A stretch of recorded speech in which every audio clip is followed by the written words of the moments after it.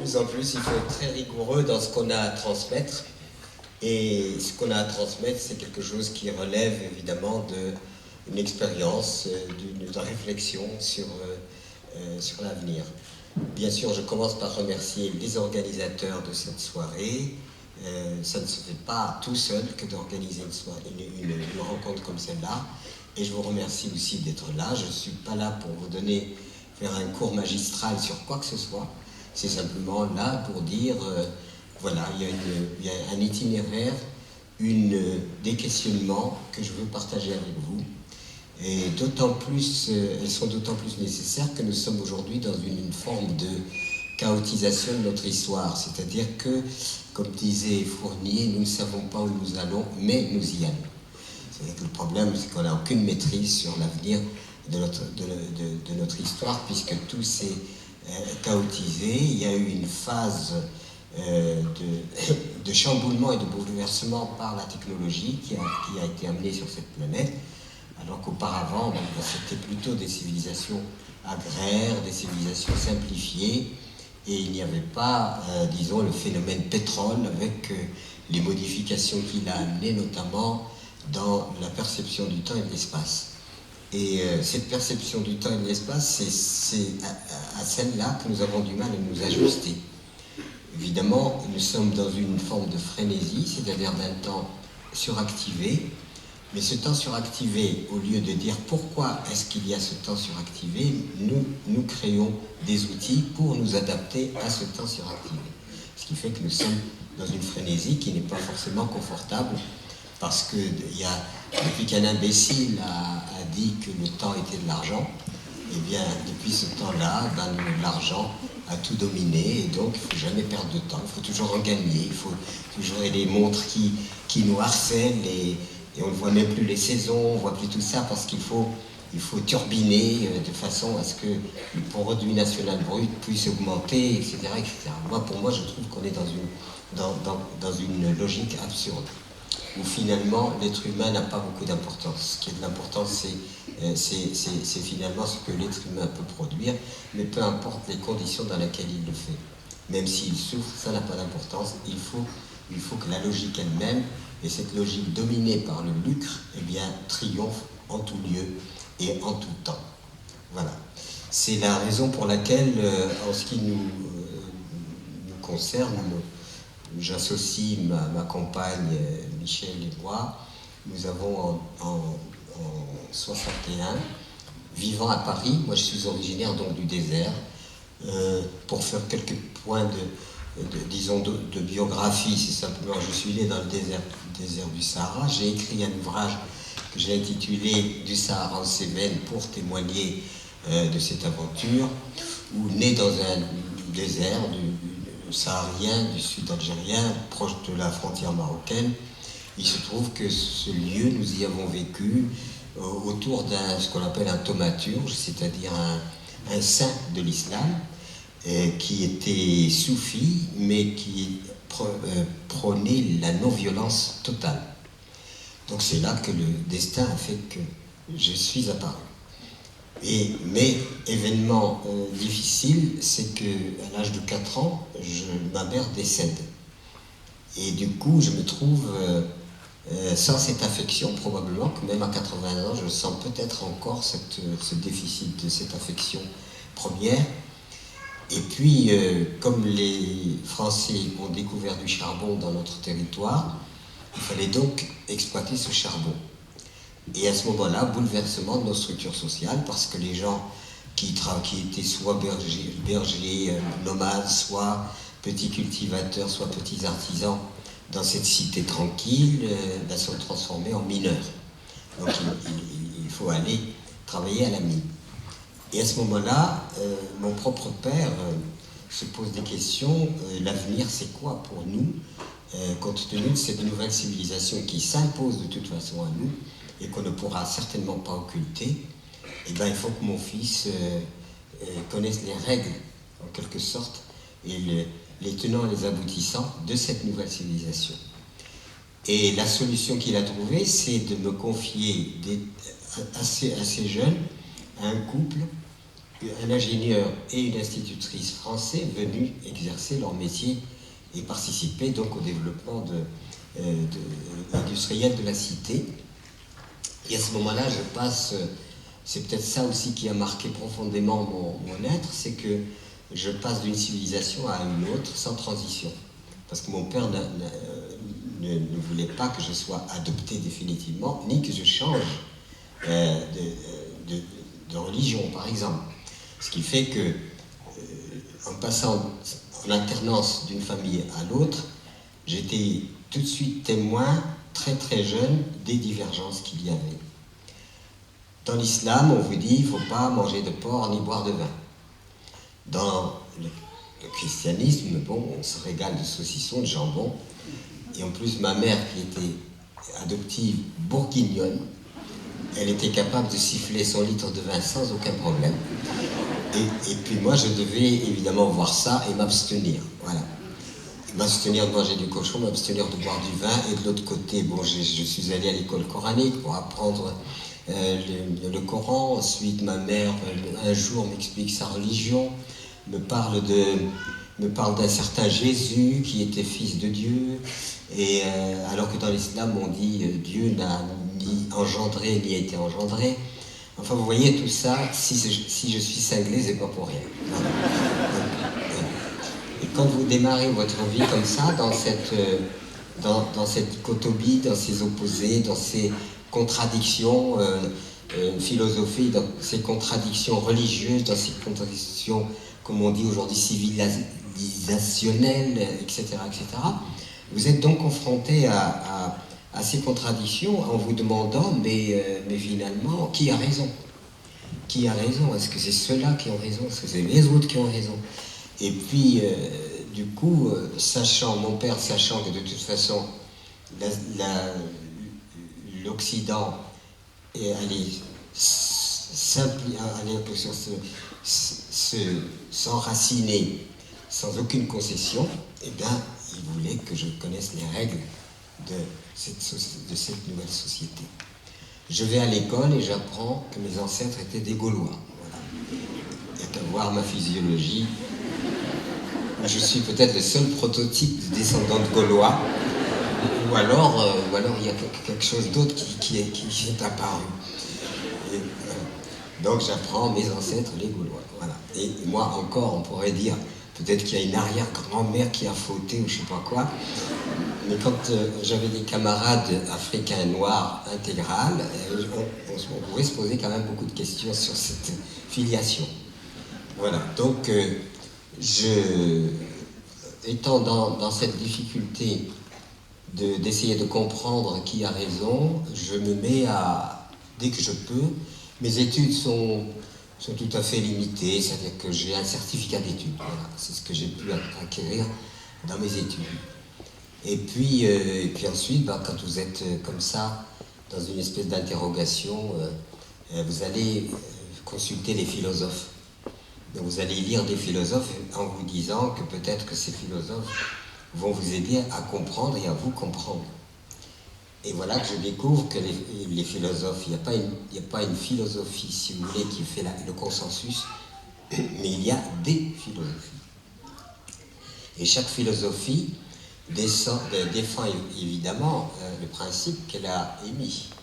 C'est comme ça qu'on a hérité, par exemple, du marxisme qui a bouleversé le monde.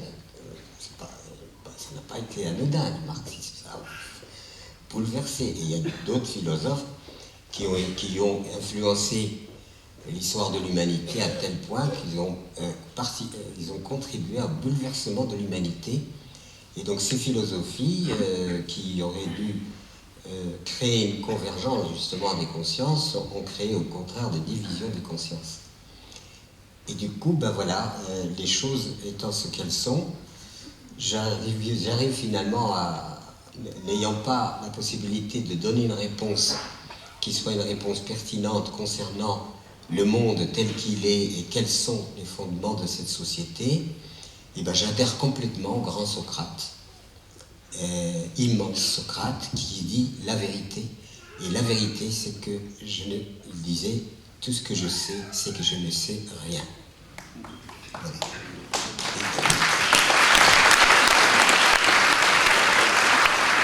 Et c'est ça la vérité. Qu'est-ce que nous savons? Pas grand-chose. Alors on me dit, oui, mais tu as demandé à naître. Je me dis, mais à quel moment j'étais bourré à ce moment-là? J'ai signé un contrat de naissance, voilà, à quel moment. Alors on a cherché toutes sortes d'explications pour nous amener à dire, mais si, j'ai adhéré à mon incarnation, j'ai adhéré, je l'ai voulu, cette incarnation. À quel moment je l'ai voulu? J'en sais rien. Et puis, je continue mon chemin et arrive la guerre d'Algérie. Je ne peux pas prendre parti, parce que je suis déjà quelqu'un qui est imprégné par la non-violence, en considérant que la violence, je ne connaissais pas du tout Gandhi et tout ça, c'est bien avant, que la violence, de toute façon, n'amène à rien, et que la violence, c'est une tare de l'humanité, et c'est la pire des inventions de l'humanité, c'est la violence. Et que cette violence, elle est considérée comme le mode d'existence, et même, on consacre énormément de moyens à la violence. Il n'y a qu'à voir le budget des armements pour se rendre compte que ce budget, il pourrait quand même être utile à autre chose. Voilà. Je travaille donc dans une entreprise à Paris, et j'arrive comme un immigré seul qui essaye de survivre parce que relégué par mon père d'adoption, relégué par ma famille parce que je suis devenu chrétien, etc. Et dans cette solitude totale, c'est comme ça que j'arrive à Paris. Et du coup, j'essaye de voir comment survivre, et je trouve, par des recommandations, un boulot dans une entreprise qui s'appelait Someca à l'époque. Et là, on me dit, qu'est-ce que vous savez faire? Et j'ai bien été obligé de dire que je ne savais rien faire. Que j'avais un certificat d'études, rien de plus. Mais je suis rentré dans ce microcosme du travail humain, et là, je me suis dit, mais qu'est-ce que nous faisons là, enfermés toute la journée? Nous sommes enfermés toute la journée à travailler avec à l'interne une hiérarchie, les gens importants, les gens pas importants, les gens moyennement importants. Il faut gagner des galons pour monter en hiérarchie, etc., etc. Et tout ça, de donner ce microcosme laborieux qui me semblait déshumanisé. C'est-à-dire qu'au lieu d'avoir considéré d'abord prendre l'humain comme valeur et organiser le monde à partir de cet humain, ben ce qu'on a fait, c'est organiser le monde en fonction de l'argent, du lucre et de toute cette machinerie infernale, et peu importe l'être humain, il n'a qu'à s'adapter. Et s'il n'est pas adapté, il s'en va. Et c'est ce qui a donné le chômage, etc. etc. Alors, vous imaginez bien que tout ça ne concordait pas du tout avec cette idée que nous sommes sur Terre, non pas pour besogner sous l'égide du lucre, de la finance et compagnie, mais que nous étions quand même sur Terre pour essayer de donner sens à notre existence. Et que dans cet ordre-là, c'était pas facile de donner sens à notre existence, ce qui a donné, si vous voulez, ce système dans lequel on passe 11 mois de coma et 1 mois de réanimation. Et du coup, on est tellement loin des valeurs de la vie qu'on est obligé, en s'adaptant à cette logique du productivisme, nous confisquons à nous-mêmes la part qui nous revient d'admiration de la vie, de la nature. Je rencontre une jeune fille, on s'entend, et on décide de faire un retour à la terre. Et ce retour à la terre, mais où? Ne sachant pas où aller, on lance une bouteille à la mer comme ça, un message disant à des gens qu'on nous avait signalés comme étant peut-être susceptibles de nous aider, et nous écrivons un peu partout. Et il y a un médecin, par des choix, mais qui est installé en Ardèche, qui nous répond gentiment, et nous apprenons qu'il était à la tête de l'organisation du Parc national des Cévennes, qu'il était très militant en tant que médecin, il aurait même peut-être servi de modèle à Soubérange, journal d'un médecin de campagne, etc. Et donc, nous débarquons à l'Ardèche, mais évidemment avec aux grandes dames de nos familles qui disaient « vous allez crever de faim ». Et quand nous arrivions en Ardèche, les gens disaient « mais qu'est-ce que vous venez faire ici? Il n'y a pas de travail, il n'y a plus rien. Comment vous avez quitté un boulot et tout ça ?» Bien que le boulot n'était pas glorieux, puisque j'étais OS, ouvrier spécialisé. Et quand on vous dit ouvrier spécialisé, c'est pour ne pas vous vexer. Parce qu'en fait, quand on disait ouvrier spécialisé, je me grattais la tête, mais en quoi est-ce que je suis spécialisé?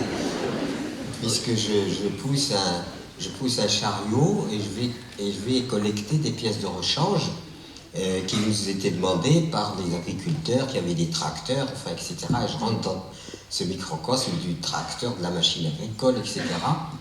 Et voilà, j'étais spécialisé en allant prendre dans les casiers des pièces de rechange, les amener à l'emballage et qui étaient expédiées et on recommençait, on faisait notre carrousel de chariot qui ramassait des pièces pour expédier.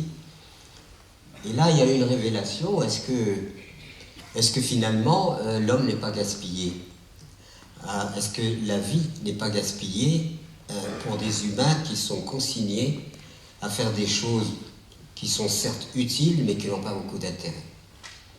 À ce moment-là apparaît chez moi l'idée que la civilisation qui prétendait libérer l'être humain l'incarcérait. Tout le monde était incarcéré, toute la journée incarcéré.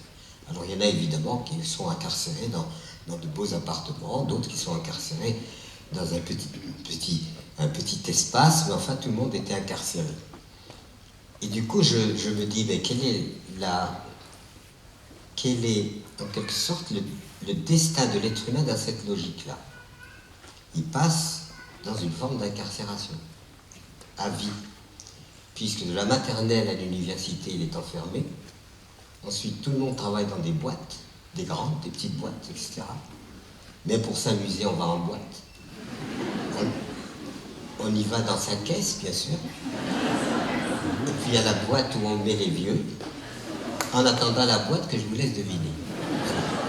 Voilà un programme d'existence, vous voyez? À partir de là, il y a quelque chose en moi qui a protesté. Comment peut-on réduire les êtres humains à cela? Un être humain, il n'est pas fait pour ça. Il n'est pas fait pour le produit national brut. Il est fait pour la vie. Et donc, nous décidons de nous en aller. Je reviens à la réponse du médecin en Ardèche. Et puis, voilà, avec Michel, on s'était rapprochés tellement qu'on décidait de vivre ensemble, d'engager notre vie ensemble, mais en allant vers des lieux qui seraient des lieux où l'on retrouve une sorte d'épanouissement et de liberté. Donc débarquement en Ardèche, et puis comme je n'avais pas le moindre centime, ça a été aller emprunter de l'argent au Crédit Agricole pour acheter une ferme. Alors les gens me disent, est-ce que vous avez une compétence? J'ai dit non. Elle me dit, allez, ce qui était tout à fait logique. Allez d'abord apprendre et vous reviendrez et on discutera après. Alors apprendre, ça voulait dire aller dans une maison familiale rurale justement pour apprendre le b.a.-ba de l'agriculture. Et 3 années d'ouvrier agricole qui me forme physiquement, qui me forme auprès d'un patron, qui m'apprend des choses. Et à ce moment-là, je peux revenir avec mon dossier. Je fais la chose et puis on me dit, est-ce que vous avez trouvé un lieu? Je dis oui, maintenant votre dossier est recevable, donc on peut vous prêter. Mais est-ce que vous avez trouvé un lieu? On me dit oui, on a trouvé un lieu. Finalement, après beaucoup de recherches. Description du lieu. Description du lieu, j'étais bien obligé de dire que la terre était rocailleuse, qu'il n'y avait pas d'électricité, qu'il n'y avait pas de téléphone, que le chemin était à peine praticable, que l'eau c'était des réserves que les anciens avaient fait sur cette vieille maison qui était une magnanerie. Et puis alors le préposé me regarde avec des gros yeux en disant, mais monsieur Rabbi, on ne peut pas vous prêter parce qu'on ne veut pas vous aider à vous suicider. Il avait tout à fait raison, quelque part. Seulement, c'était très difficile, dans une agence du Crédit Agricole, de dire j'ai choisi ce lieu tout simplement parce qu'il est beau. C'est la beauté qui a primé. Ah, quel beau lieu, j'ai envie de vivre là. Après, je verrai. Bon, il y a peut-être des choses à voir, plus pratiques, etc. Mais je verrai. Mais en tout cas, voilà, on tient ce lieu, 17 clochers, paysage magnifique, etc. Ciel étoilé, enfin, quand il n'y a pas de nuages, bien sûr, soleil, etc. Et c'est là que nous décidons de nous installer. Et le critère, c'était comment se rapprocher le plus possible de la nature, de façon à jouir de ce que la nature nous offre de beau. Voilà, c'était ça. Finalement, on ne voulait pas me prêter, mais un sénateur nous prend sous son aile, dit au Crédit Agricole, la petite somme qu'il vous demande, c'est rien du tout, cette maison, si jamais il se casse la figure, ben vous reprenez la maison, et c'est pas ça qui va faire déposer le bilan au Crédit Agricole. Donc c'est comme ça que nous avons pu nous installer, et le biotope étant favorable à la chèvre grimpeuse, etc., nous créons un troupeau de chèvres, fabriquer le fromage, vendre au marché, convivialité, etc. Voilà, c'était le choix. En étant chaque jour en difficulté, en questionnement, jusqu'à quand on va-t-on tenir le coup? Parce que c'était pas si brillant que ça. Chaque jour, on se disait, bon, peut-être qu'on va tenir encore 1 mois, 2 mois, 3 mois, et par la grâce divine et le travail, manuel, beaucoup. Ce que je déplore aujourd'hui, c'est que les jeunes sont de plus en plus devant des écrans, mais ne développent pas cette capacité extraordinaire des mains. Les mains sont magnifiques, et malheureusement, on ne développe pas tout cela. Et ça, on va le payer très cher. Parce que, je reviendrai sur cette question, de la virtualité.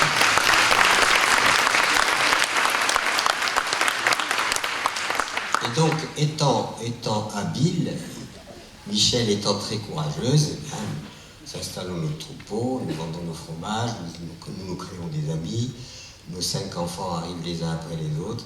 Et je dois vous avouer que l'angoisse qui prenait, c'était est-ce que nos enfants ne vont pas nous reprocher d'avoir choisi de les faire naître à un endroit isolé, loin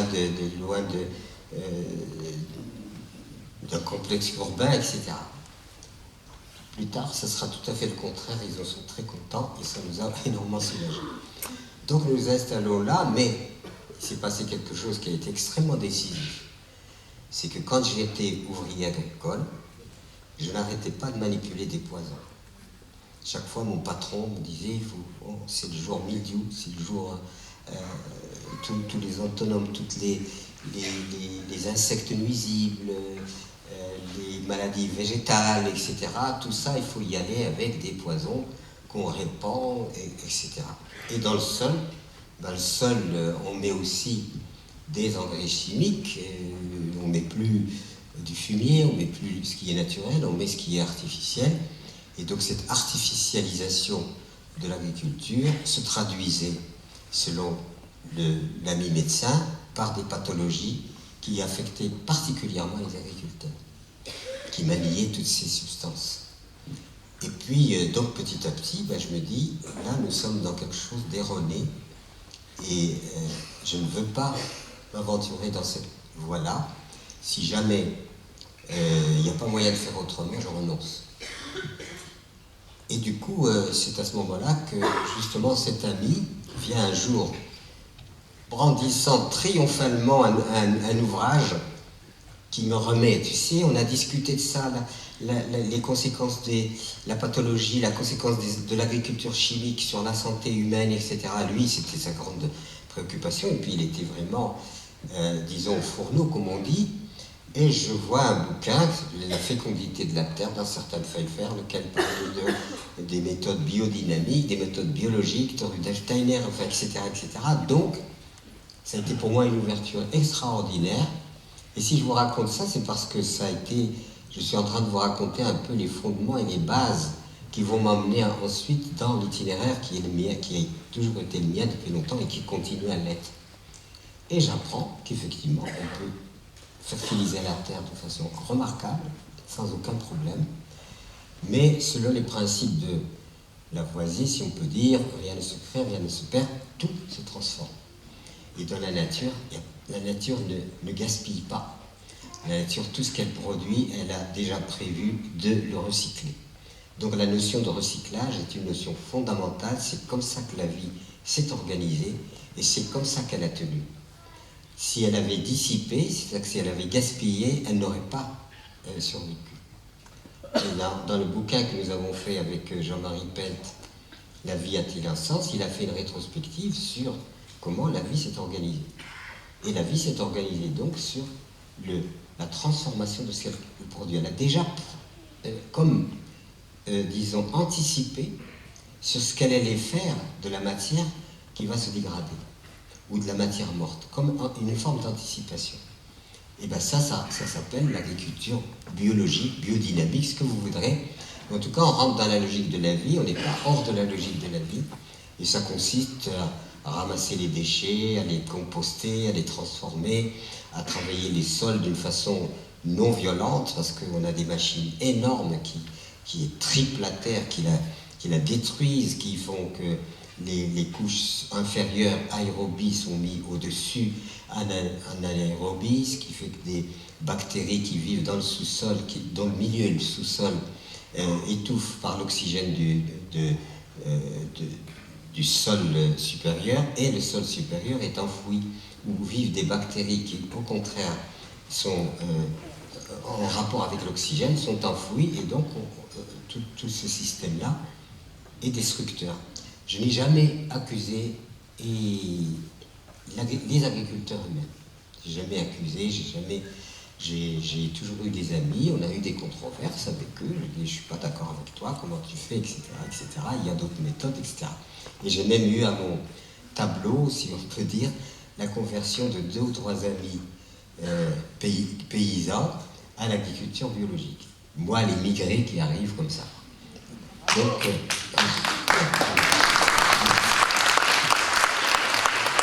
et puis, donc on a vécu ça, et puis un jour, évidemment, je m'intéresse à la question humaine. Il se trouve que la planète est divisée en deux, elle est clivée en 2 situations.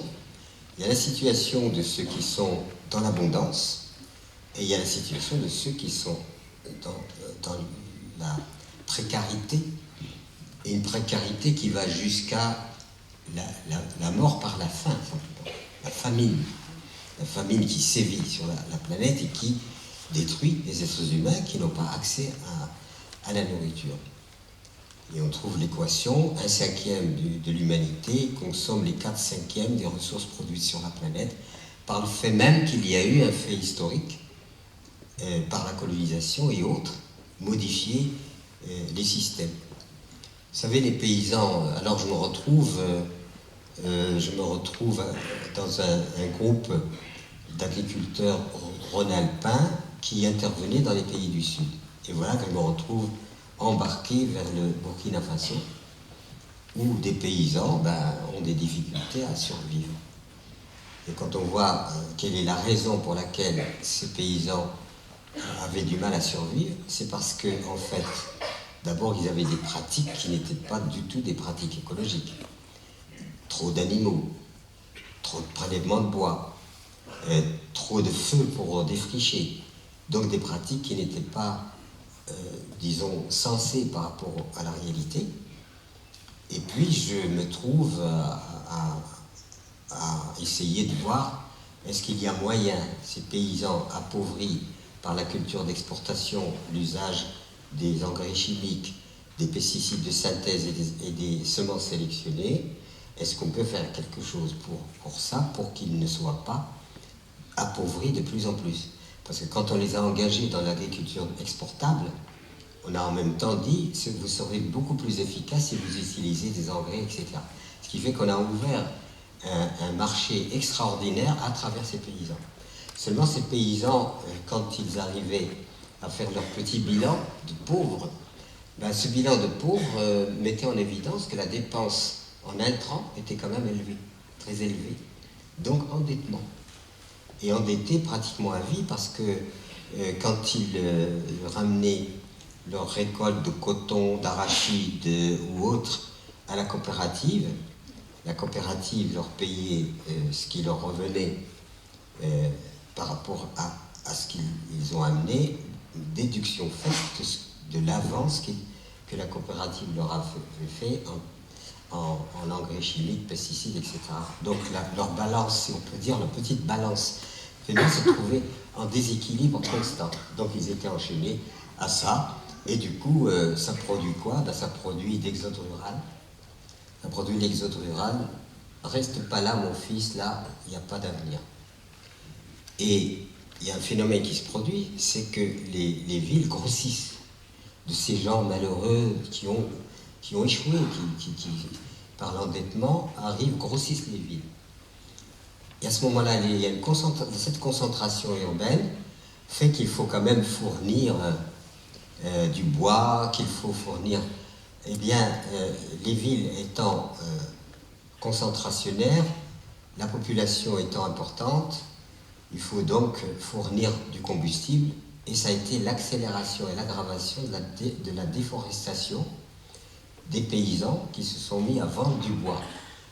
Et on avait tous les jours à Ouagadougou des charretées parce que je me suis trouvé au Burkina Faso, des charretées de bois, c'est-à-dire que la forêt déménageait littéralement chaque jour, avec des convois de charrettes pleines de bois qui, tout le jour, on pouvait dire objectivement que la forêt disparaissait par ce déboisement. Ensuite, le berger se dit, mais finalement, il y a beaucoup de monde dans les villes, donc la demande en protéines, en viande est intéressante, je vais augmenter mon troupeau. Seulement quand il augmente son troupeau, il augmente aussi cette brigade qui détruit. Quand il y a trop d'animaux, les animaux détruisent. Voyez, donc destruction par les animaux. D'un côté, il y avait des programmes de reboisement, comme on disait là-bas, il y a le jour de l'arbre et le jour de la chèvre qui se suivent. Donc ce qui fait que, vous voyez le tourment dans lequel il se trouvait, et du coup les villes grossissant, les campagnes se désertifiant, et se désertifiant pas seulement en termes de population, mais en termes écologiques, et bien vous avez un phénomène qui s'installe, qui est le phénomène qu'on dit albédo, c'est-à-dire le dénudement du sol, parce qu'il n'y a plus de forêt, parce que c'est ravagé par les troupeaux, provoque une réfraction du rayonnement solaire. Le soleil réchauffe l'atmosphère. L'atmosphère étant réchauffée, il n'y a plus de condensation. Et comme il n'y a plus de condensation, les pluies se raréfient et la sécheresse s'installe et s'aggrave. Et quand les pluies reviennent par une conjonction météorologique particulière, elles sont en général de caractère orageux. Eh bien, ces pluies orageuses, quand elles tombent sur la terre, elles tombent violemment, et l'eau qui aurait dû faire du bien fait du mal. Parce que l'eau tombe sur le sol, ne s'infiltre pas, et elle crée des ruisselets, des ruisseaux, etc. Et l'eau, au lieu de s'infiltrer, s'en va en emportant la terre. Et voilà un phénomène terrible d'évolution négative sur cette planète qui fait que les famines ne pourront jamais être éradiquées et ça va se développer. Donc là, on a des populations qui pourraient servir à maintenir la vie et qui participent à la destruction de la vie. Est-ce que je me fais comprendre? Voilà. Alors tout ça, évidemment, engage. Je veux dire, on ne peut pas dire, voilà, ça n'existe pas, il n'y a rien. Donc ça engage. Et puis du coup, c'est comme ça que je suis devenu, en quelque sorte, agroécologiste international pour enseigner. Et on a créé le premier centre de formation à l'agroécologie au nord du Burkina Faso, c'est-à-dire la partie semi-aride. Et là, on recevait des représentants des villages qui venaient apprendre l'agroécologie, donc le compostage, le travail du sol, l'usage raisonné des semences, toutes les substances que l'on peut tirer des végétaux pour soigner les plantes pour lutter contre les parasites, et tout ça se met en place, et donc l'agroécologie s'installe dans le pays avec une satisfaction très importante du paysan qui dit, moi, depuis ces méthodes-là, ben, je ne me ruine pas en achetant des engrais et tout le reste. Donc, il y a une régénération du milieu. Et puis, comme je ne vais pas revenir sur ça a fini comment. Donc, Gorom Gorom, formation des paysans. Chaque village envoie à Gorom Gorom un représentant, lequel représentant est formé et chargé à restituer ce qu'il a appris au village, et c'est comme ça qu'on a répandu l'agriculture écologique au Burkina Faso. Jusqu'au jour où Thomas Sankara, le président Sankara, me convoque et me dit, Monsieur Rabi, il faut que vous preniez la planification et l'orientation de l'agriculture, parce que les paysans sont tellement contents et ça a tellement d'avantages que j'aimerais bien que vous soyez le responsable du développement agricole dans mon pays. Donc je m'apprêtais à le faire quand Sankara, vous le savez, a été assassiné. Voilà. Seulement, on n'a pas perdu quand même, on a continué.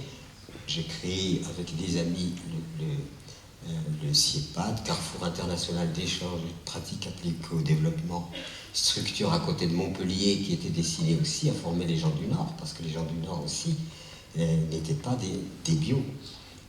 Les former aussi à une approche humaine des choses, et petit à petit, on a participé à une écologie active et réactive, mais pas seulement une écologie théorique, parce que l'écologie théorique, il y a un plein, tout le monde raconte, écrit, etc., mais le problème c'est que l'écologie, ça ne peut pas être simplement un constat sur les dégâts qui sont faits sur la nature, mais ça doit être aussi des actions qu'il faut mener. Et je déplore par exemple qu'on consacre autant d'argent aux armements, alors qu'on pourrait mobiliser les populations à lutter contre l'érosion et à régénérer le milieu naturel. Je crois que cet argent serait beaucoup plus utile en réhabilitant la nature elle-même, c'est-à-dire en consacrant à la nature une attention particulière, serait beaucoup plus utile qu'à fabriquer des missiles et encore moins des bombes atomiques et toutes ces niaiseries tragiques qui révèlent que l'humain n'est pas intelligent.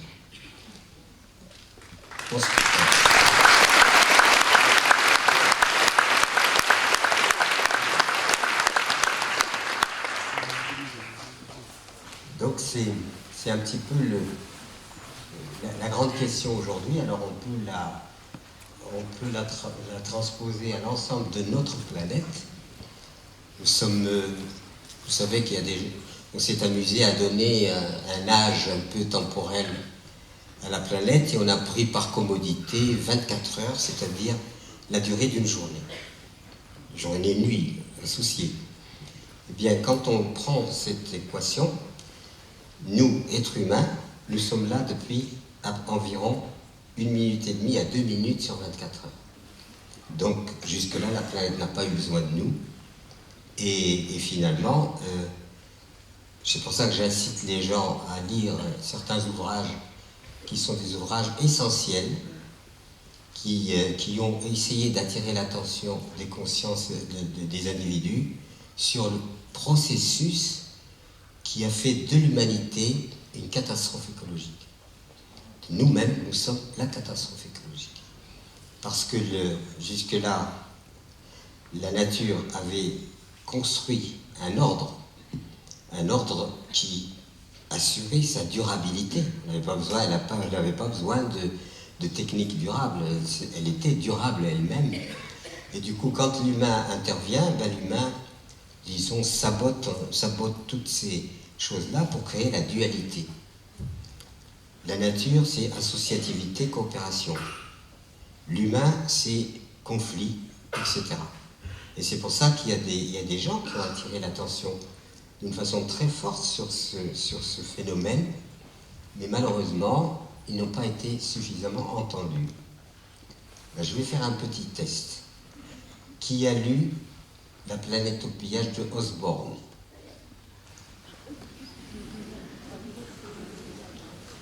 Personne?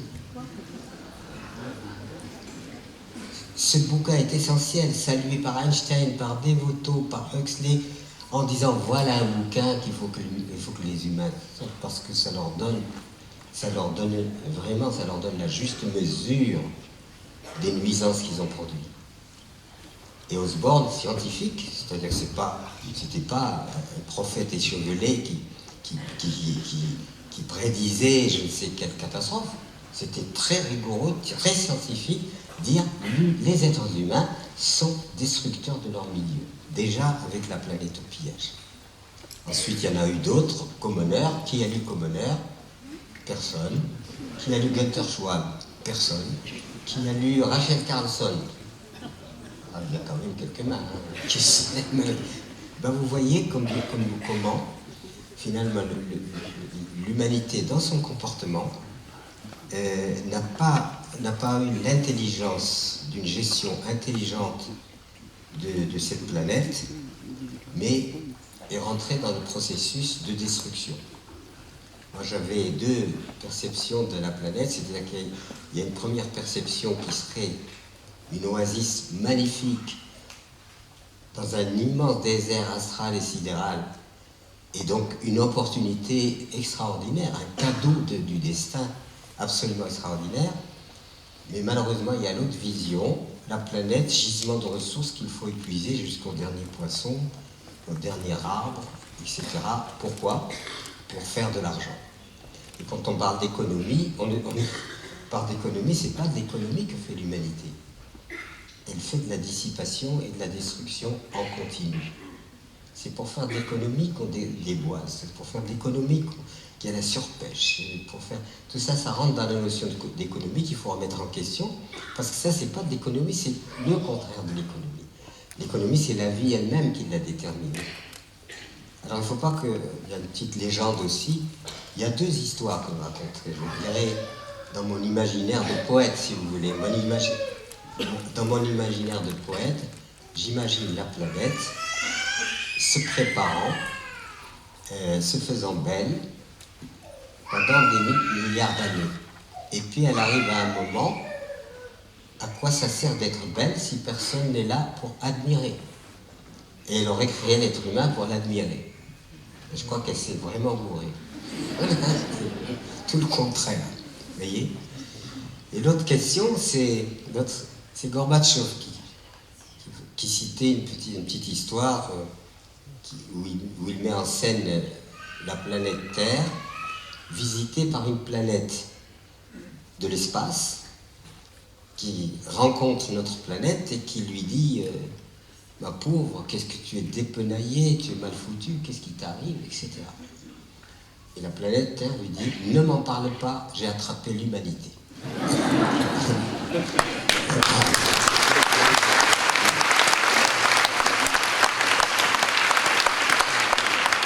Alors la suite de l'histoire, c'est que l'autre lui dit moi aussi je l'ai attrapé, je m'en suis guéri et tout va bien. C'est peut-être humoristique, mais ça correspond à une réalité. C'est-à-dire que moi, pour moi, dans mes tripes, dans ma conscience la plus profonde, je sais que l'humanité est en train de s'éradiquer de elle-même. Un processus suicidaire. Ne serait-ce que par le fait que même notre nourriture a été dénaturée. On met des substances et on fait pousser sur une terre morte de la nourriture. Et cette nourriture, ne recevant pas les énergies, les substances, tous ces éléments qui constituent une terre vivante, ne peut pas la transmettre à notre nourriture. C'est pour ça que nous faisons de l'agriculture écologique. Et avec l'alimentation que nous avons aujourd'hui, elle est tellement dénaturée qu'il vaut mieux souhaiter bonne chance que bon appétit.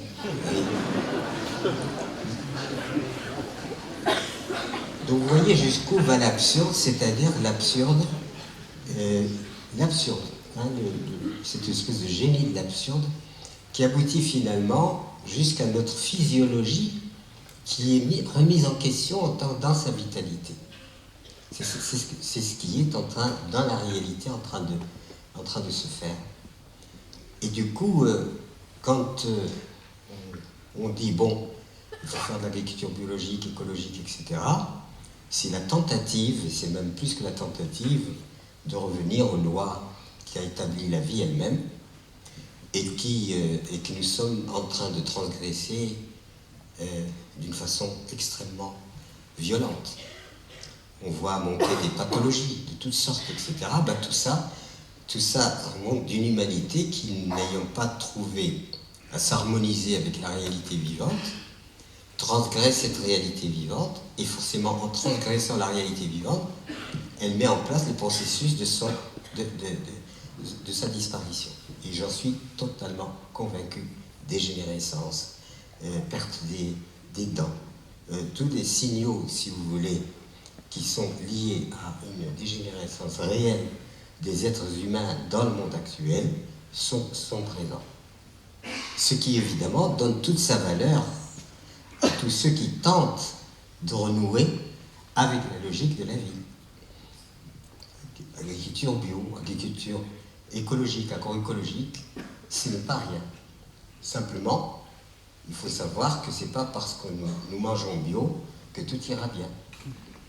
On peut parfaitement manger bio, recycler son eau, aller manifester contre ci, contre ça, et puis brimer son prochain, son voisin, ou sa femme, ou son mari. Bon, peu importe. Je veux dire que le problème aujourd'hui, c'est pas se dire, du moment qu'on rentre dans le respect de l'écologie, on est rentré dans l'évolution positive. L'évolution positive ne se fera pas simplement parce qu'on mange bio. L'évolution positive se fera quand chacun de nous comprendra qu'il a instauré en lui et autour de lui cette énergie extraordinaire qui est de l'énergie de la bienveillance, sans laquelle, s'il n'y a pas de changement humain, il n'y aura pas de changement de société. Ça sera simplement transposé à autre chose. Peut-être même qu'il y a des chercheurs qui cherchent à faire des missiles bio. Mais non, moi je veux mourir avec un missile bio, sinon je veux pas. Voilà. Donc il faut sortir quand même de l'illusion selon laquelle c'est parce que nous faisons comme ça, à essayer de nous conformer aux choses, que la société et le destin de l'humanité va changer. Il ne changera qu'à partir du moment où quelque chose d'autre est mis en place et qui rétablit les vertus. Figurez-vous qu'en 2002, on m'a demandé de me présenter aux élections présidentielles. Vous voyez à quoi vous avez échappé. J'avais de la graine de dictature, moi. Et donc je me dis, moi, me présenter aux élections, mais qu'est-ce que c'est que cette histoire? Enfin bon, on insiste, on dit, il faut que tu y ailles, il faut que tu fasses, etc. Bon, je finis par céder après quelques cauchemars et quelques hésitations, et puis on est parti au Hokkaido, on m'a présenté aux élections bio.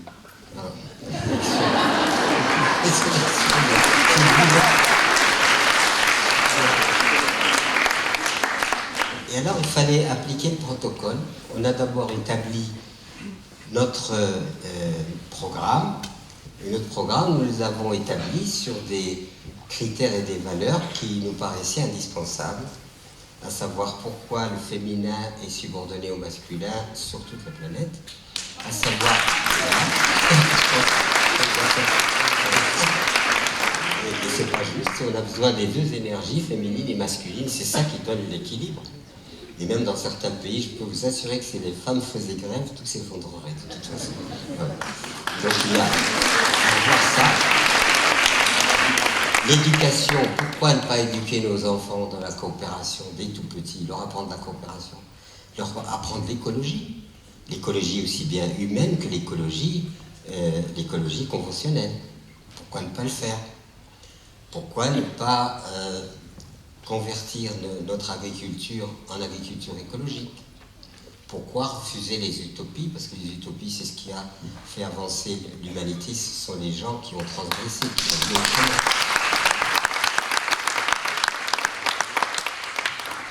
Bien sûr, le rapport entre le Nord et le Sud, c'est-à-dire qu'il faut raisonner humanité, pas raisonner seulement nation. Il faut raisonner humanité, parce qu'après, s'il y a une partie de l'humanité qui s'organise d'une certaine façon, elle n'empêchera pas, justement, parce qu'il y a un contentieux coloniale, il y a des contentieux comme ça entre le Nord et le Sud.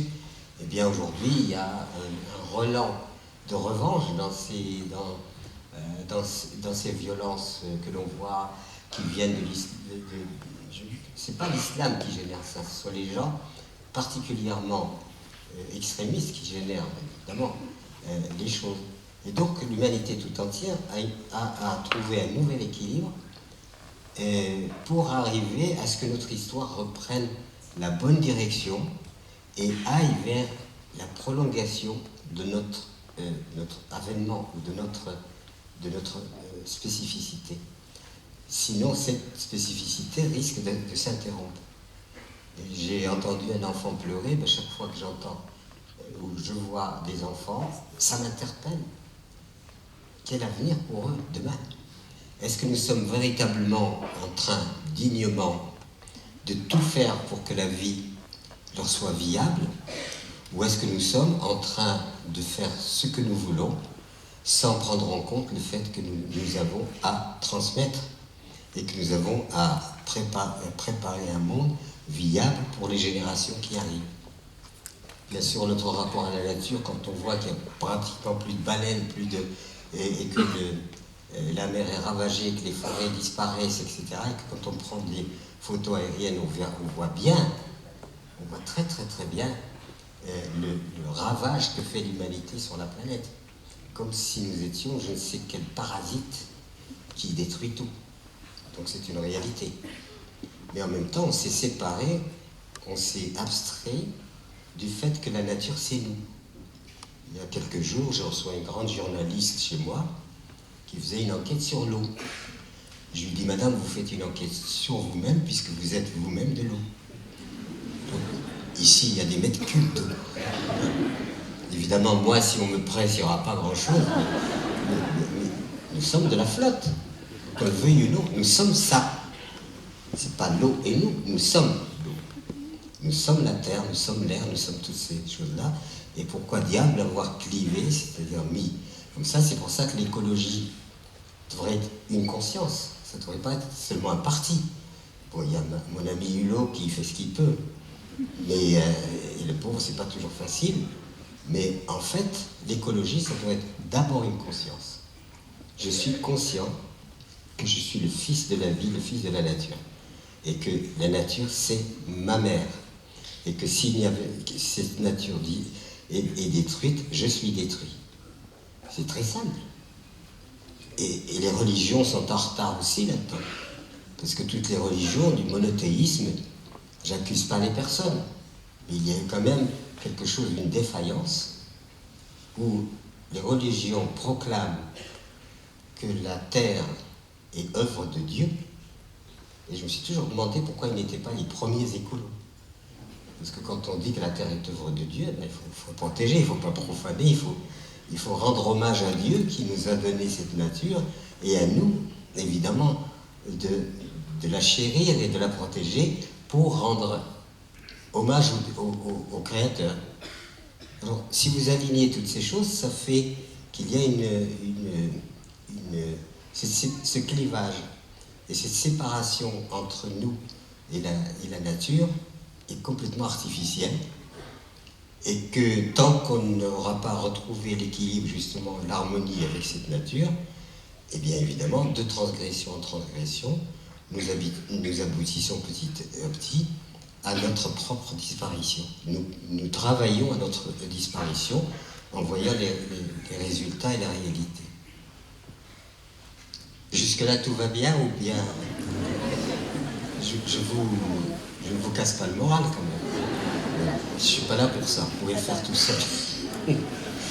Parce qu'il y a un ami qui est venu m'interroger parce qu'il faisait pour la publication d'un ouvrage, et il m'a posé des questions, puis je répondais toujours un peu.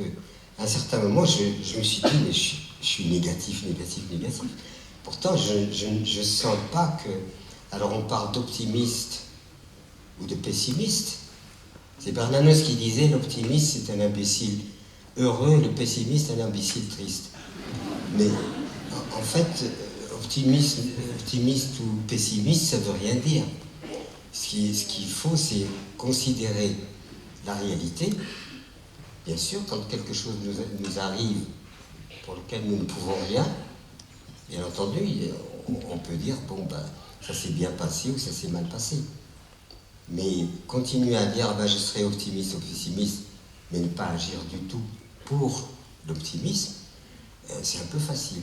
C'est-à-dire que c'est se retrancher derrière un concept, et la vie n'est pas concept, elle est réalité. Et c'est dans cette réalité que nous sommes attendus, et c'est avec cette réalité qu'il faut agir pour arriver à une transformation générale de notre système. Et de plus en plus, moi je me trouve assez sollicité, parce que ce que nous disions il y a quelques années, avec les mots que nous pouvions, on avait par exemple parlé de décroissance. Lors de ma campagne électorale, je m'alignais sur les économistes qui proposaient la décroissance en disant il faut maintenant que l'humanité arrête de consommer en dehors de toute mesure. Je me suis aligné là-dessus. Puis je me suis rendu compte que ça ne sonnait pas. Et puis surtout, je me suis rendu compte qu'on a un système qui avance, mais qui laisse derrière lui la misère. Et il produit la misère. Je me suis rendu compte aussi que le monde occidental se repliait sur lui-même et oubliait complètement les milliards d'individus qui sont dans la difficulté. Et quelquefois, c'est nous qui provoquons leurs difficultés. Ils ont des chefs d'État souvent corrompus qui vous vendraient n'importe quoi pour que vous apportez de l'argent. Donc on est bien content que ces chefs d'État soient corrompus, parce qu'au moins on peut prélever des ressources comme on veut, pas cher, ou dans des tractations malhonnêtes. Et puis quand vous prenez l'histoire de l'Europe elle-même, circonscrit, elle a sa propre histoire, l'Europe, interne. Mais l'Europe, sans la colonisation, n'aurait certainement pas pu mettre en route son modèle. Seulement la colonisation, c'était pas aidez-nous, c'était nous vous prenons vos biens, nous utilisons vos biens et on va faire évoluer, soi-disant, le progrès, mais avec des chefs d'État corrompus qui sont prêts, si vous leur donnez des royalties, de l'argent sous la table, ils ont l'autorité pour vous dire prenez ce que vous voulez. Et toute cette corruption qui détruit le monde, le tiers-monde en particulier, n'est jamais ou rarement dénoncée, sauf par quelques personnes. Moi, je me suis battu d'ailleurs avec René Dumont. Pourquoi? Parce que c'était simplement, au niveau de son caractère, il était difficile. Mais on ne peut pas dire qu'il a dit des choses fausses. Il y a longtemps qu'il fulmine en disant nous fabriquons des pauvres, nous spolions les nations de leurs biens légitimes pour augmenter nous-mêmes notre système. Et ce système qui aboutit, quand vous en faites vraiment l'analyse très radicale et disons, en prenant la réalité telle qu'elle est, quel est le métabolisme du système actuel? C'est qu'il produit ce qui est nécessaire, et mal parfois. Et le calcul qui est fait, c'est que nous fabriquons à peu près 30 à 40% de superflu, c'est-à-dire de choses qui n'ont pas d'utilité à la vie. Et ce superflu, eh bien, pour analyser l'économie d'un pays, vous allez visiter le marché et la décharge publique. Et vous vous rendez compte que quand vous visitez la décharge publique, vous voyez la quantité de choses fabriquées qui ont nécessité de l'énergie, qui ont nécessité de la matière, etc., mais qui n'ont pas d'utilité. Ils ne sont pas du tout liés à la survie. Pour autant, je ne suis pas contre le fait d'avoir une marge de fantaisie, c'est-à-dire un peu de superflu, mais quand vous voyez qu'on engloutit des masses de matière, d'énergie humaine à faire des choses qui n'ont pas d'utilité à la vie, j'invite pas à ce qu'on se serre la ceinture, j'invite à revenir à la modération.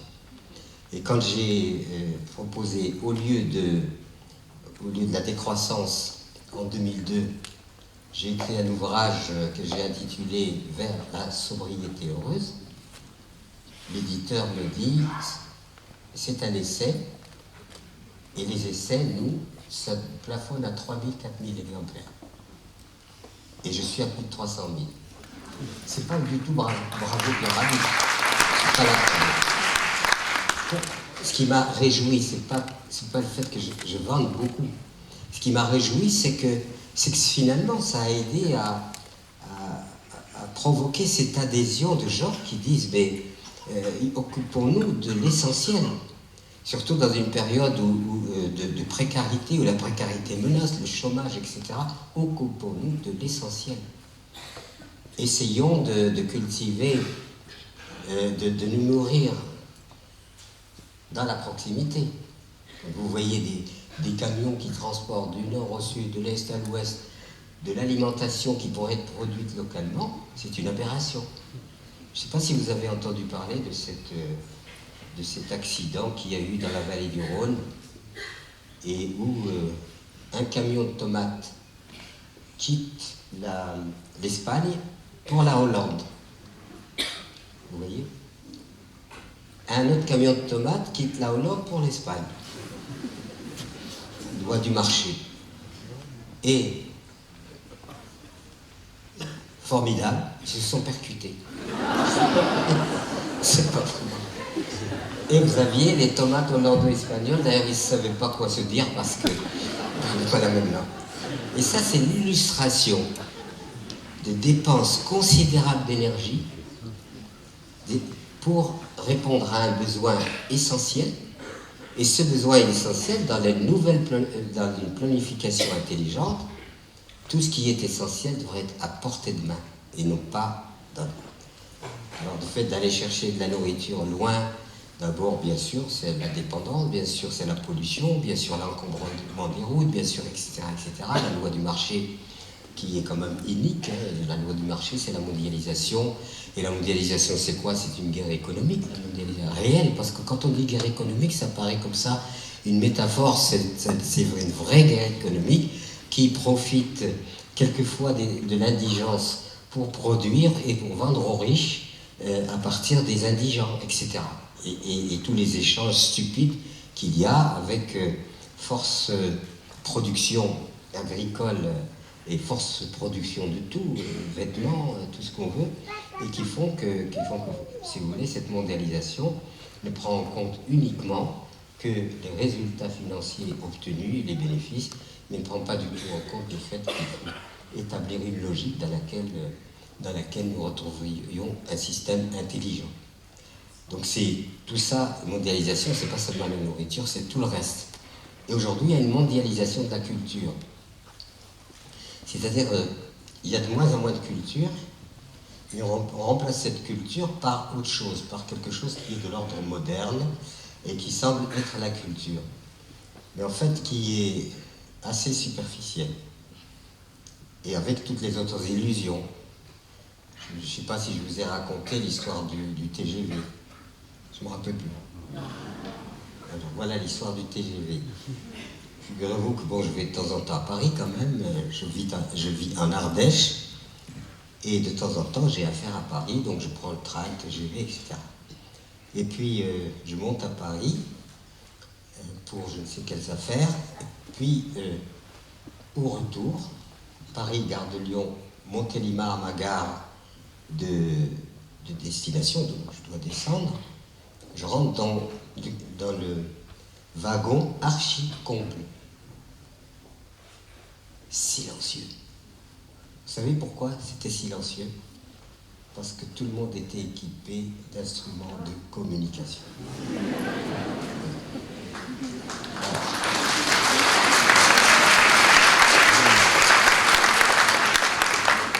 Je n'ai pas besoin de souligner la contradiction. Contradiction incroyable. Les outils sont en train de prendre du pouvoir sur l'individu. On croit que les outils sont dans notre service. Non. C'est eux qui sont en train de nous asservir. Nous avons vécu en Ardèche 13 ans sans électricité. On s'est débrouillé avec des bougies, etc. Après, ensuite, on a eu l'électricité. Et dès qu'il y a une panne d'électricité, le frigo se met en grève, on ne peut plus laver son linge, on ne peut plus, etc. Donc ça met bien en évidence le fait que nous sommes dans une démarche qui confisque à l'être humain les capacités de son autonomie pour être complètement subordonné à une logique énergétique et du coup qui l'aliène. Alors se pose évidemment le problème des centrales nucléaires, de toutes ces choses-là, qui nous font rentrer dans un système ou dans un fragment historique qui est un fragment qui nécessite maintenant d'être repensé de façon à dire, mais finalement, est-ce que nous ne pouvons pas nous organiser autrement, le mieux possible, pour non pas augmenter les capacités, nos capacités. Regardez la voiture. La voiture, ben, voilà, c'est un outil simplement qui doit nous amener d'un point à un autre, c'est tout. Mais regardez de quoi est vêtue, enfin en quelque sorte, la voiture. Beaucoup de fantasmes. Beaucoup de fantasmes dans la voiture. Et quand vous êtes comme ça au bord d'une route, au bord d'une rue, à voir défiler les voitures, qu'est-ce que vous voyez? Une personne, une voiture, une personne. De temps en temps, un adulte, de temps en temps. Mais globalement, chaque individu se déplace avec sa voiture, ce qui fait un encombrement absolument incroyable et qui met bien en évidence que toutes nos tentatives d'organiser la frénésie, de ne pas renoncer, si vous voulez, à une logique, mais en essayant de la maintenir, mais en l'organisant, aboutira forcément à un échec. Alors si je dis toutes ces choses-là, je ne suis pas venu pour vous casser le moral, bien sûr. C'est vraiment, je ne sais pas si je suis dans le registre que vous appréciez et que vous attendiez. C'était l'histoire de la convergence des consciences.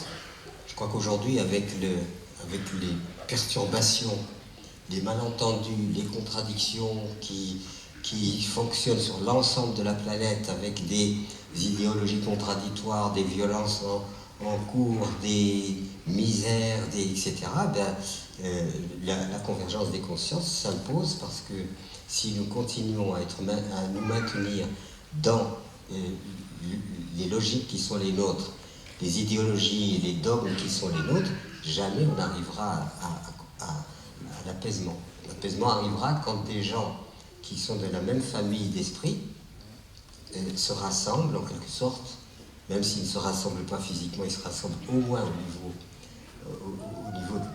au niveau de ce qui est diffusé en termes d'alternatives, on puisse petit à petit évoluer vers une humanité unifiée. C'est ma conviction, que ça passe par là. Sinon, on arrive à quelque chose qui continuera à maintenir le chaos, et le chaos coûte cher, pollue, détruit, et du coup, on arriverait à augmenter notre propre éradication. Ce que je ne souhaite évidemment pas. Je ne sais pas combien de temps il me reste.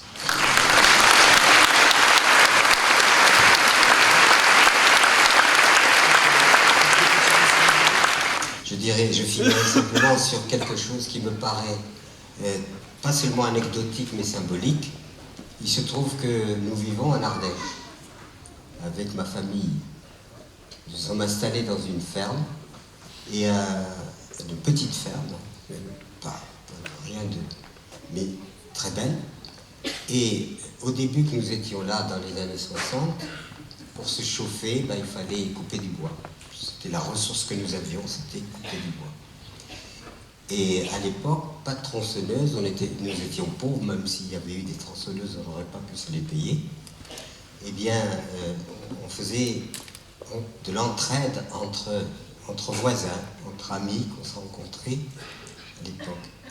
Et je suis dans un café à Joyeux, ça vous dit rien, le village de Joyeux? Si, vous connaissez. Voilà. Et je suis en train, avec des amis, de boire un café, et puis à côté, il y avait des gens qui étaient assis à une autre table, et ils discutaient entre eux. Et il y en a un qui dit à l'autre, je dois couper mon bois pour mon hiver, et je suis tout seul, je ne sais pas comment faire, etc., etc. Et puis, comme j'étais dans le même cas, je me tourne vers lui, et lui dit, monsieur, excusez-moi de vous dire, mais je viens d'entendre que vous étiez embarrassé pour couper votre bois, moi aussi. Est-ce qu'on ne pourrait pas coopérer?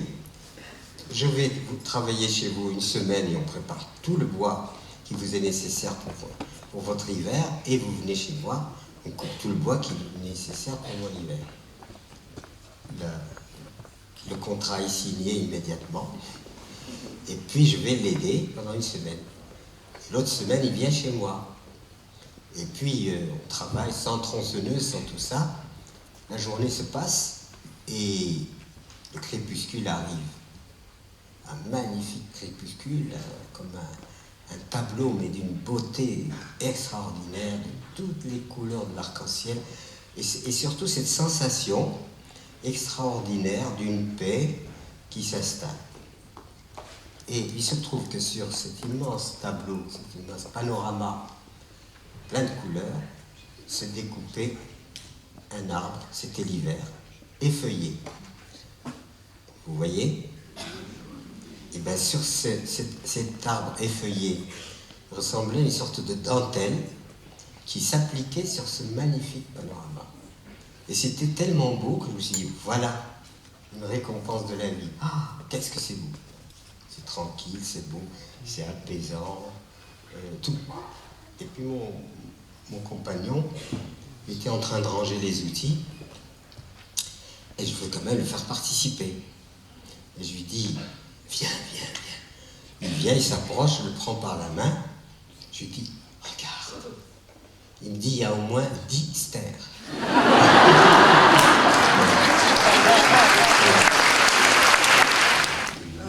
J'ai beaucoup apprécié la remarque que vous avez faite dans votre allocution sur l'aspect du partage humain et de l'importance du partage et de l'aspect humanité.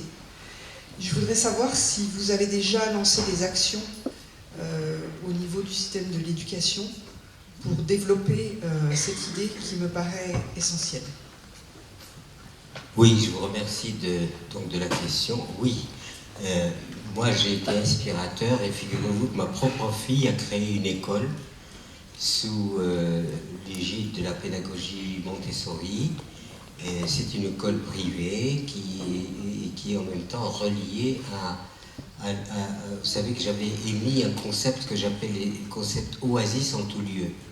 Pourquoi oasis en tout lieu? C'est parce qu'en fait on va arriver à une situation dans laquelle le taux de chômage, l'exclusion, etc. va nous obliger quand même à imaginer une suite. Parce que le travail se raréfiant, évidemment, il va se raréfier pour plusieurs raisons, parce qu'il y a la concurrence internationale et parce que nous n'arrêtons pas de perfectionner les outils pour que ces outils puissent nous dispenser de l'humain. Et ça aboutira forcément.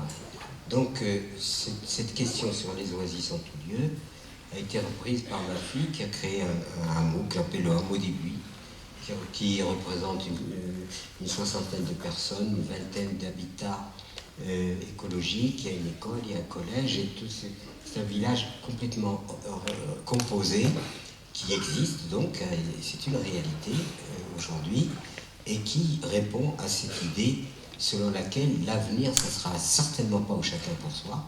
L'avenir sera à un regroupement des gens dans leur affinité de conscience pour créer des lieux où l'on peut vivre ensemble.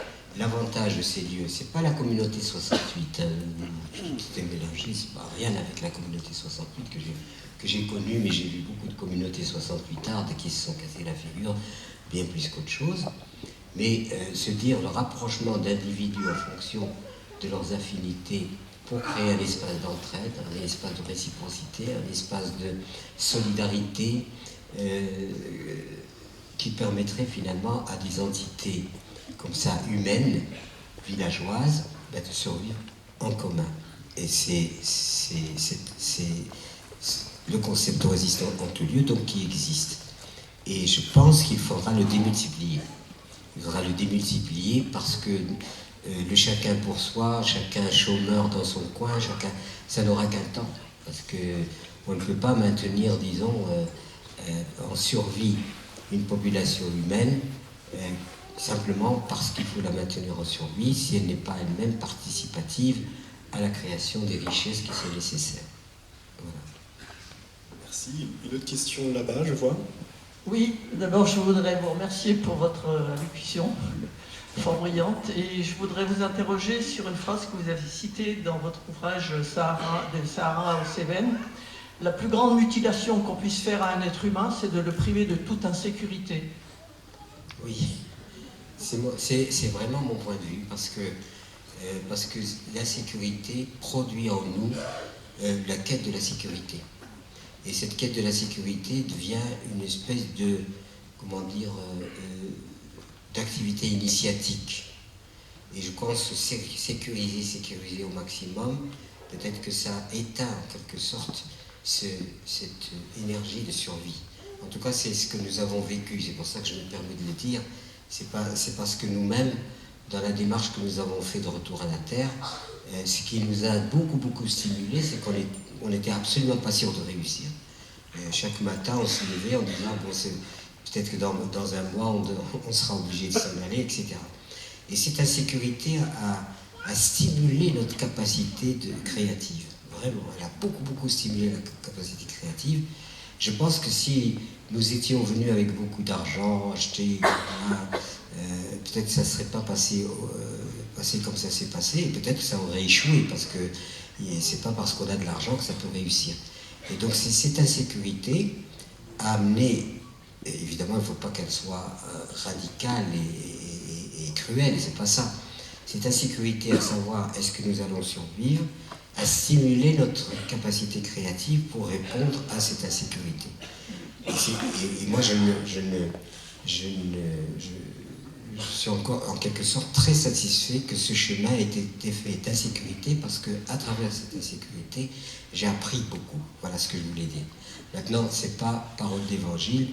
Ce que je vous dis d'ailleurs, vous acceptez ou vous refusez. Je ne suis pas là pour vous prêcher, vous dire ce qu'il faut faire.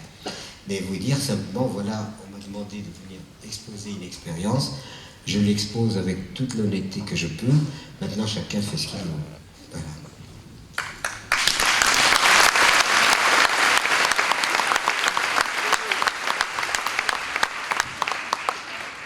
Bonjour. Une question là-bas. Bonjour. Je vous remercie de votre présence. Je crois que le constat que vous faites sur l'évolution de nos sociétés, où il y a beaucoup d'inégalités, où la terre est malmenée, où les enfants sont malmenés, où il y a des famines, je crois qu'on le partage tous. Votre idée pour résoudre ces difficultés et aller vers un monde meilleur, de partage, de respect de l'humain, de convergence des consciences, je me demande si c'est suffisant. Je crois qu'il y a aussi la nécessité que collectivement, grâce à nos outils démocratiques d'élection, de faire des choix politiques qui amènent à une juste répartition des richesses, à une régulation de la finance, à des choix budgétaires qui soient clairs contre l'armement et qui permettent qu'il y ait une lutte contre le gaspillage au niveau financier. Et je crois qu'il y a quand même, à côté de ce que vous dites et qui est absolument nécessaire pour transformer la société, une convergence des consciences, il y a aussi la nécessité de choix politiques clairs.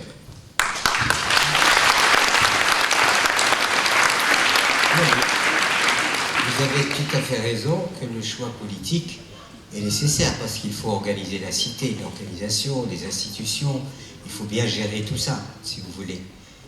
Là où je suis un peu dubitatif, c'est est-ce que nous allons continuer à créer autant de richesses dans un monde qui est en fragilité et en quelque sorte en indigence de plus en plus grande.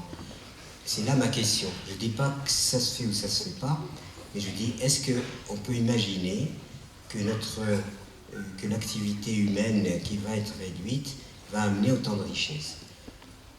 Mais pour ce qui concerne la justice, l'équité, etc., je suis totalement d'accord avec vous, quel que soit le cas de figure, quel que soit le niveau où nous allons nous trouver, ces vertus-là doivent être absolument maintenues.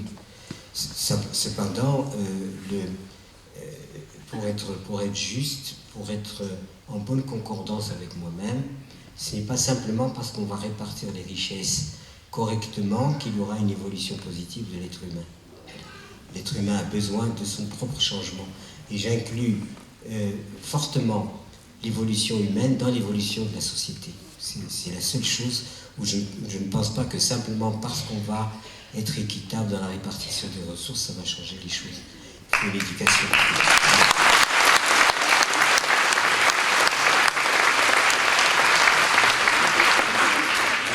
Je vois une question là-bas, après on essaiera aussi peut-être d'aller chercher des questions au fond de la salle. Monsieur Pierre-Rabhi, donc merci d'abord pour votre intervention. Je voulais un petit peu parler d'agriculture. Vous nous avez parlé de votre installation dans les années 60.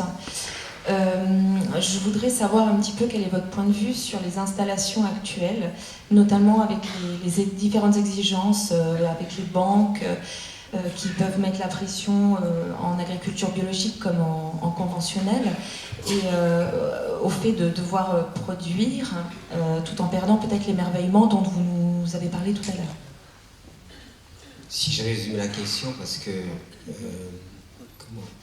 Vous pouvez éventuellement juste repréciser oui. le propos. Quel est votre point de vue sur l'installation agricole? On a parlé d'agriculture bio. Comment... Enfin, quelles sont enfin, on connaît les difficultés qui peuvent être... Moi, je souhaite ardemment qu'il puisse y avoir une politique qui favorise l'installation agricole selon des critères, non pas les critères anciens, mais selon des critères nouveaux, avec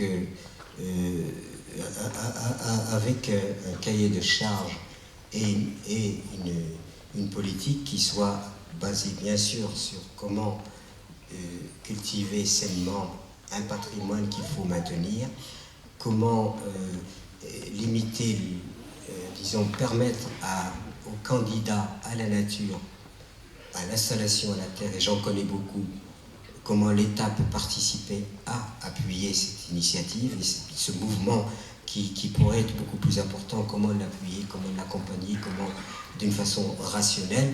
Mais je pense que je ne vois pas comment il peut y avoir encore une urbanisation de plus en plus concentrée. Et cette concentration urbaine de plus en plus importante risque d'amener des déséquilibres très importants au point de vue social. Et quand je vois la quantité de gens qui seraient tout à fait d'accord pour travailler un open terre, se nourrir par eux-mêmes, faire des échanges avec... Il y a une quantité très importante. C'est dommage que ces candidats-là, en passant par évidemment la vérification, d'abord qu'ils en ont le vrai désir et qu'ils en ont la compétence, ou exiger la compétence, et bien que les États, les communes, etc., puissent les aider à réaliser leurs rêves. Voilà.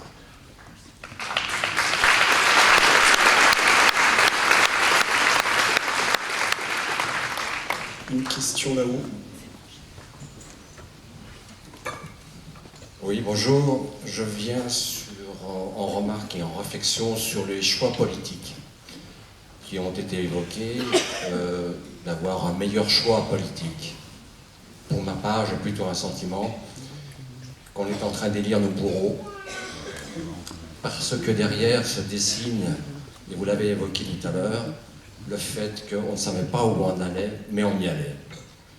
Il y a des gens qui dirigent ce monde, et j'ai l'impression que parfois, et c'est ma question, est-ce que vous ne travaillez pas finalement à contre-courant, compte tenu du fait que la violence n'existe pas seulement au travers des guerres, il y a une violence ici, on ne la voit pas nécessairement, elle est dans la pensée, et 7,5 milliards d'habitants ne veulent qu'une chose, la paix.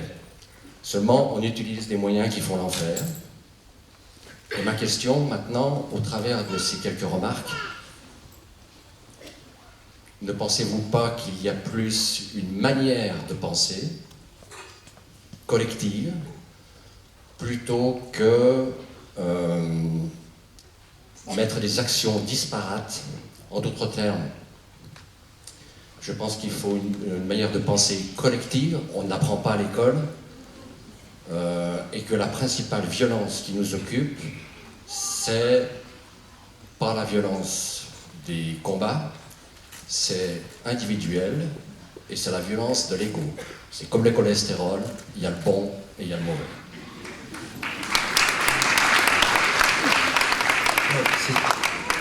C'est évident, et je le répète, il ne peut pas y avoir de changement de société sans changement des individus. Aujourd'hui, quand il y a peut-être dans la salle des Trumpistes, hein, je les respecte, s'ils sont Trumpistes, moi je considère que là, il y a un phénomène assez curieux, mais ce n'est pas l'individu qui m'intéresse, c'est les millions de gens qui l'ont élu. À l'évidence, moi, à tort ou à raison, je trouve que dans la voie politique, il y a quelque chose de déraisonnable à donner c'est mon point de vue, à donner une autorité et une capacité de décision à un individu dont je pressens qu'il n'est pas, disons, suffisamment en maturité pour pouvoir le faire.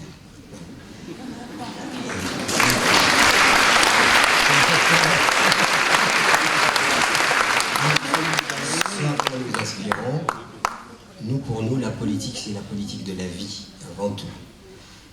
On sait très bien que les clivages droite-gauche sont nés dans un contexte particulier qui les a fait advenir, mais depuis, les évolutions ont fait que maintenant, le clivage gauche-droite, en tout cas c'est mon point de vue, est en train de changer, de devenir autre chose. Voilà. Et donc pour nous, la politique de la vie, c'est-à-dire l'écologie en tant que mouvement politique et non réel, et non pas simplement une question subsidiaire qui va se rajouter et venir un petit peu s'ajouter au grand clivage, disons gauche-droite, me paraît souhaitable pour le futur. Voilà.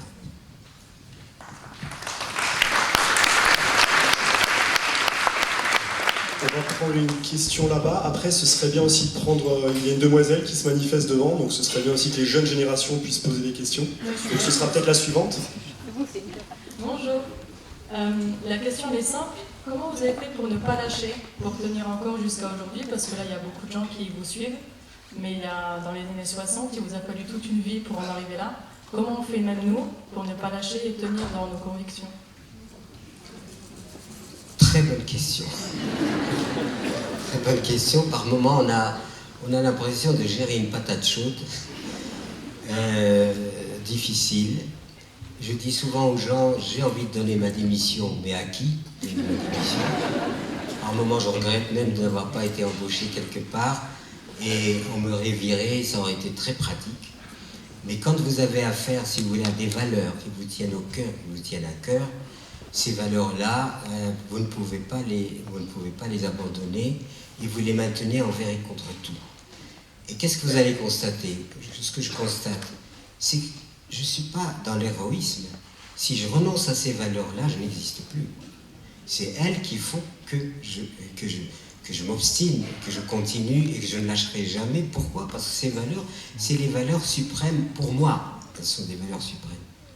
Et mon passage sur cette planète, c'est d'essayer de faire valoir ces valeurs et d'apporter ma petite contribution à l'évolution positive de notre histoire.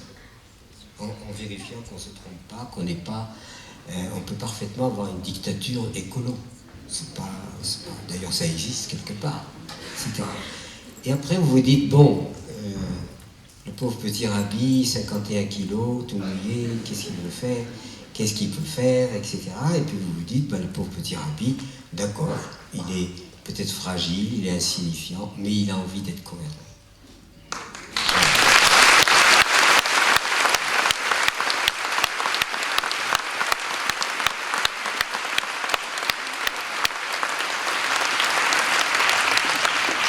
Mademoiselle.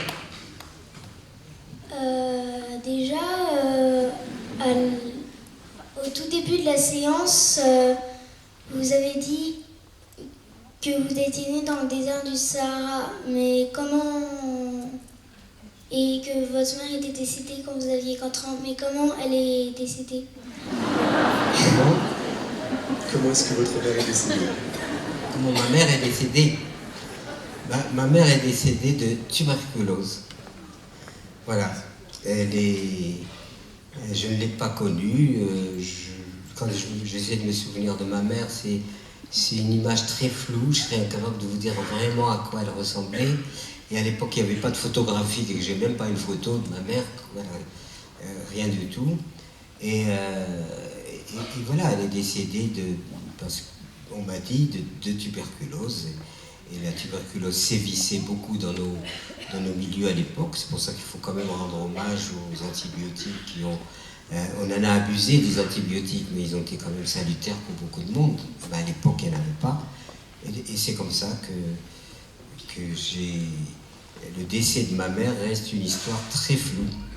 Très très floue, et je le regrette. J'aurais bien aimé même avoir ne serait-ce qu'une photo, mais il n'y a rien. Voilà. Je ne sais pas si j'ai répondu. Il y a une question là-bas.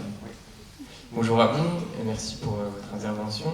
Je vais rebondir aussi un petit peu sur les questions d'ordre politique que vous avez amenées à juste titre. Vous avez parlé de guerre fantôme, pas de guerre économique, guerre fantôme ou des traités de libre-échange qui actuellement sont très importants selon moi sur la qualité de la nourriture qui nous arrive. Et donc du coup la question elle est politique, elle est aussi celle de l'indépendance et de savoir quelle indépendance on veut et à quel niveau, que ce soit au niveau régional, au niveau national, au niveau européen ou mondial. Parce que c'est lié aussi au fait que tout le monde est lié, on est tous humains et donc il faudrait une solution globale, mais par où est-ce qu'elle passe et par quel type de souveraineté elle passe. Voilà. Donc ma question, je la précise, à quoi croyez-vous au niveau politique? À quel niveau politique. Je crois que l'ordre, moi je ne critique pas les politiques, les pauvres, ils font ce qu'ils peuvent, ce qu'ils veulent, ce qu'ils veulent.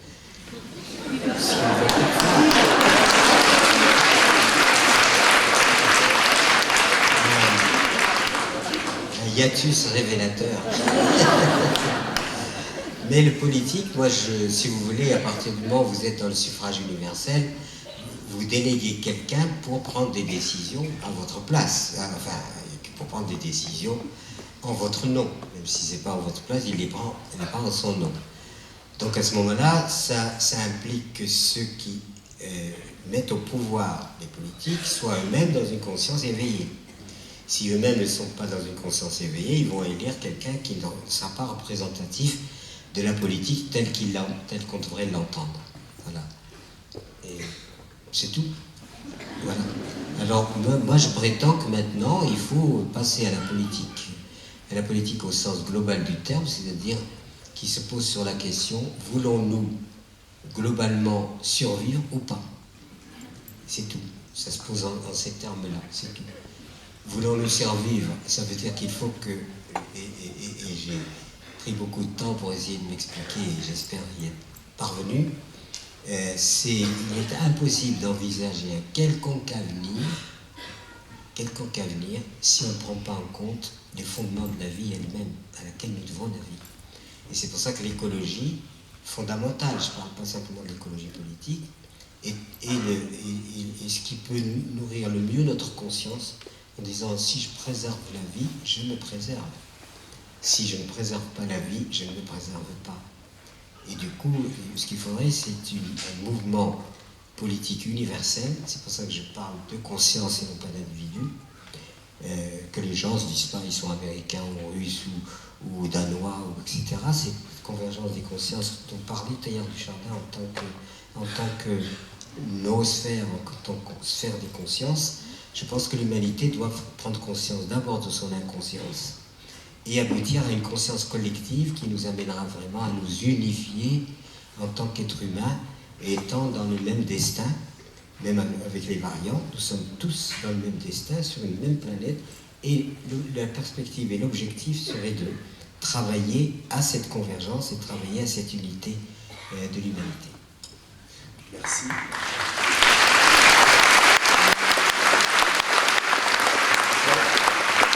Nous arrivons tout doucement au bout du temps des questions. Je vous propose 2 dernières, courtes, si c'est possible. Je vois qu'il y en a une juste ici.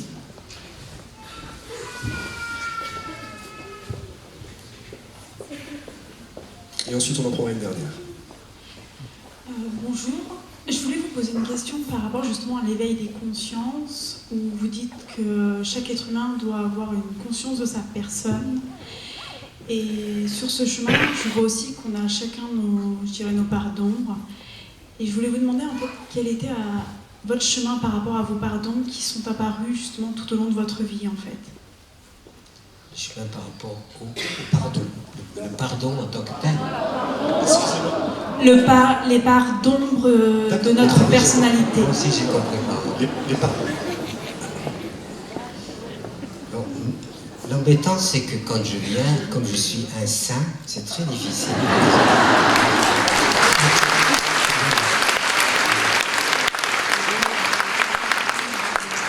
J'ai une auréole, mais je ne la mets pas parce qu'en fait, je ne peux pas donner... voilà, les gens après se disent, bon, pour arriver là, vous savez, etc. Donc je suis pris dans mon humanité, avec mes limites humaines, avec mon histoire, avec mes contradictions, avec tout ça existe. Mais à la fois, il y a quelque chose en moi qui est plus exigeant, qui dit, moi, je ne peux pas concevoir la vie comme simplement je passe sur Terre, je vis et je meurs, et puis point final, et je laisse l'histoire de l'humanité se débrouiller. Donc ça pose la question, est-ce que je vis ou est-ce que je ne fais qu'exister? Malheureusement, on est de plus en plus à exister plutôt qu'à vivre. Et du coup, il faut maintenant vivre, et pas seulement exister.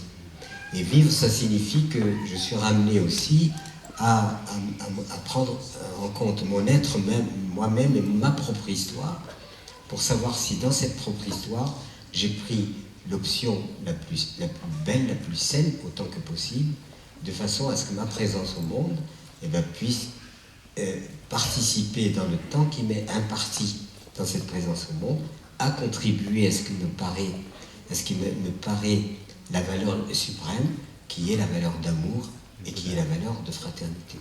Merci.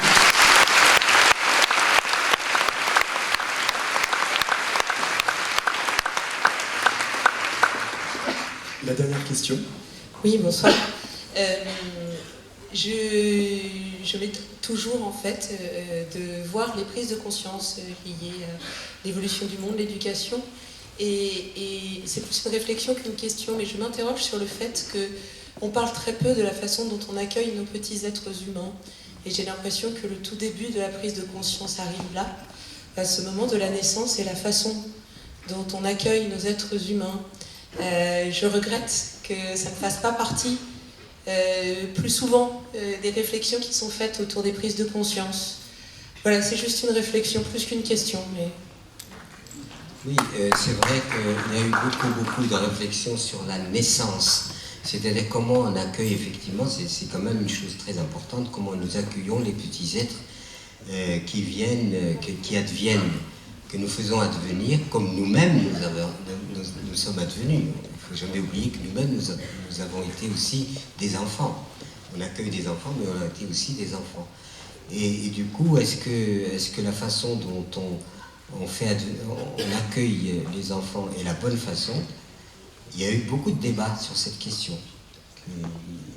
Et certaines personnes ont même déclaré ouvertement que nous accueillions les enfants à leur naissance avec une certaine brutalité. L'enfant sort d'un... Ça, c'est des médecins qui ont dit ça. Il est dans un liquide amniotique extrêmement confortable. Il est jeté en dehors du corps de sa mère. Il paraît que c'est déjà un traumatisme qu'il ressent dans cette expulsion.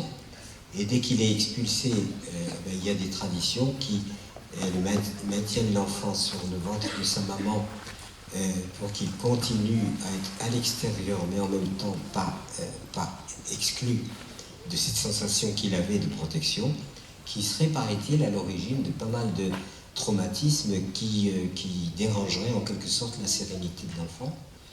Et puis ensuite, l'accueillir sans violence. Et il paraîtrait que, alors je ne suis pas spécialiste, moi je dis des choses, je ne suis pas habilité à les dire, mais plutôt à les ressentir. Et l'enfant se trouve expulsé du sein de sa mère et il éprouverait une forme de solitude que n'éprouve pas l'enfant que l'on sent comme l'Afrique, qu'on met sur le dos. L'enfant reste relié à sa mère, il n'est pas dans un berceau et séparé et exclu, mais il reste très proche, très charnel. La maman le met sur le dos, la maman l'allaite, et il continue à être, paraît-il, alors je prends peut-être la parole de gens qui diraient les choses mieux que moi et de façon plus autorisée, il paraîtrait que ces méthodes de porter l'enfant sur le dos, il est là, il est relié à sa mère, il est rassuré, il a une certaine sérénité. Et c'est vrai que j'ai vu les enfants africains, par exemple, qui sont portés sur le dos, ont une certaine sérénité, c'est vrai. Et que l'enfant qui est séparé de sa mère, mis dans un berceau, dès la naissance d'ailleurs, il y avait la description d'un médecin qui disait, dès que l'enfant sort du ventre de sa mère, on le met sur une balance en acier inoxydable, froide, et il va de traumatisme en traumatisme. Voilà. Alors, je ne suis pas spécialiste, je ne m'aventurerai pas. Si je dis ça, c'est parce que je le sens intuitivement, mais je n'ai pas l'autorité pour le dire. Et je comprends parfaitement qu'à la naissance d'un enfant, il faut qu'il continue à avoir cette sensation de sécurité, cette sensation d'amour, au lieu de ressentir immédiatement cette exclusion. Voilà ce que je peux dire.